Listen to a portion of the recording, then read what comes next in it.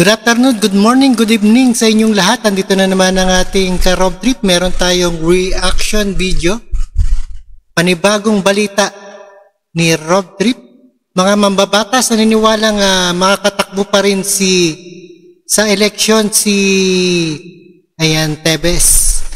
At panoorin po natin, naniniwala ang mambabatas pati na pinuno ng House of Committee on Ethics and Privilege na mapapatalsik kay Congressman Arnolfo Arnie Tebes Jr. na maaari pa rin itong makatakbo sa susunod na eleksyon. Ayan, panoorin po natin ang courtesy by ANTV.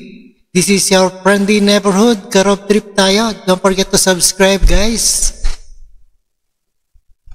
Kongresista pati na ang pinuno ng House Committee on Ethics and Privileges na nagpatalsik kay dating Congressman Arnolfo Arnie Tebes Jr.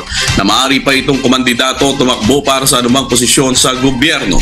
Ayon kay Congressman Mones Pares, chairman ng House Committee on Ethics and Privileges, walang hadlang na maitalaga o maihalal si Tebes sa gobyerno. Malaya pa rin siyang makatatakbo sa eleksyon hanggat may pinal na desisyon ng korte hinggil sa tuluyang diskwalifikasyon nito. Ganito rin ang paniniwala ni Ethics Committee Vice Chairperson Representative Ria Vergara dahil hindi naman nahatulan si Tebes sa anumang krimen.